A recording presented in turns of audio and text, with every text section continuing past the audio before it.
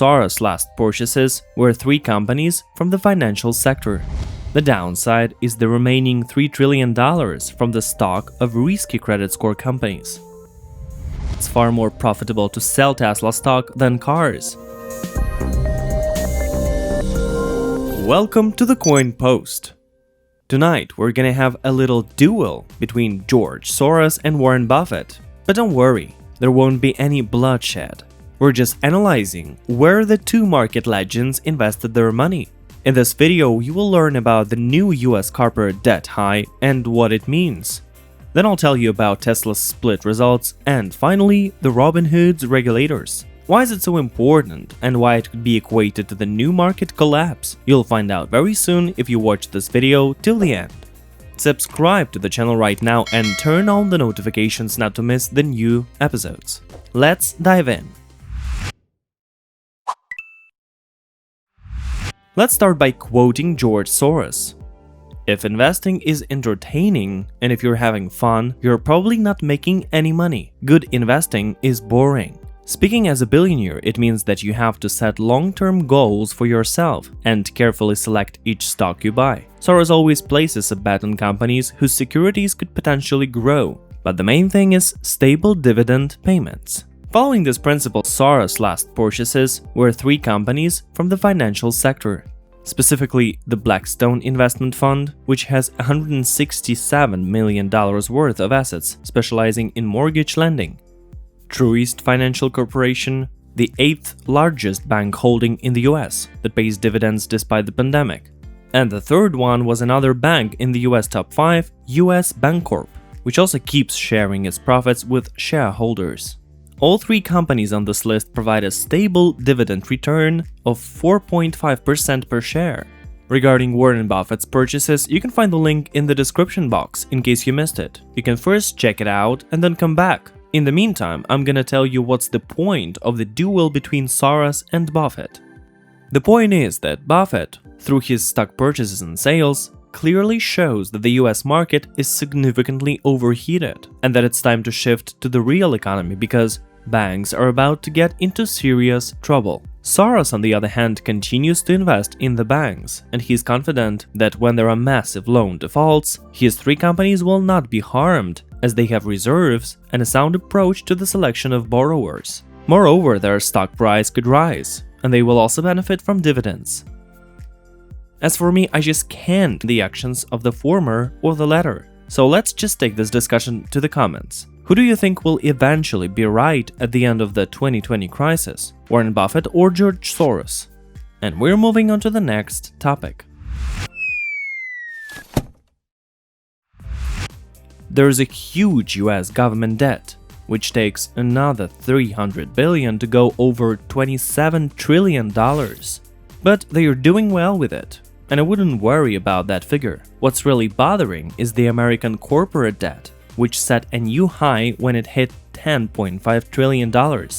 What are the pros and cons? On the plus side, more than $7 trillion come from companies with the top credit score. They're doing great in business with profits, assets, and for all we know, they're only taking loans because the interest rates are extremely attractive. The downside is the remaining $3 trillion from the stock of risky credit score companies. So far, only risky, but there's still a chance that these loans will be repaid with all the consequences, that is, companies declaring bankruptcy. A decent chunk of this debt is now held by the Fed, which after the March collapse announced an unlimited quantitative easing policy and even purchased 3A bonds, which is unusual for them. But when you gotta keep markets at all costs, even the powerful Federal Reserve gives up its own principles. After the Fed's last meeting, which was also featured in the video I mentioned in the previous topic, it became clear that the US authorities intend to continue to hand out money in the hope of restarting the economy. But even if it lasts 2, 3, or 5 years, the money tap will eventually be shut down, and then those who can't restart their business and continue to live off cheap loans from the Fed will have to say hello to bankruptcy. So, we got to the equator. Please help us promote the video by giving a thumbs up if you enjoyed it. Bear with us, there are 2 more important things. Here's the joke of the week. Elon Musk realized it's far more profitable to sell Tesla stock than cars. As a result, the company has announced the sale of shares worth $5 billion. And I have a suspicion that even this news does nothing good for the short lovers. Bottom line, on August 27, one share was $2,200. But after the split, the price was divided by 5. The split isn't that scary because every investor retains a stake in the company. What increases is the number of shares. But as a rule, after splitting, the prices always go down a little bit. But apparently, Elon Musk doesn't care about the rules, and on September 1st, Tesla rose by 12%. It allowed the company to negotiate financing through a secondary offering of $5 billion at $480 per security. Previously, the company had similarly raised a total of $14 billion, and it was announced that over time they were planning to raise more money in the same way.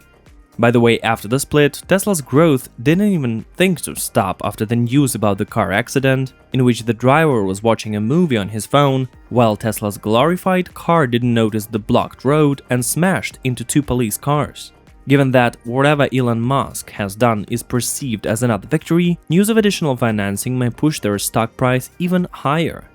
And it's the users of the Robinhood platform that will buy them while they have the opportunity. I'll come to that right after you encourage me to make new videos by clicking the subscribe button and turning on the notifications.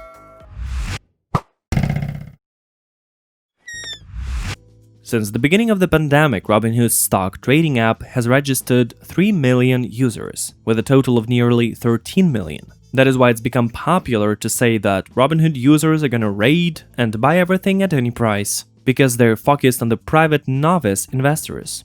And I don't want to offend anyone right now, but newcomers buy a lot of stocks because the price is going up, but not because they did the analysis and chose a promising company to invest in. Well, the party is officially over. 2 US regulators, the US Securities and Exchange Commission and the Financial Services Regulatory Authority, are going to be inspecting the Robinhood trading platform. They got about 400 complaints from clients, which say that they lost money due to platform malfunctions. And although the company claims that all technical bugs have been eliminated and unsatisfied users have been compensated, the inspection will take place anyway, as Robinhood gets 4 times more complaints than any other platform.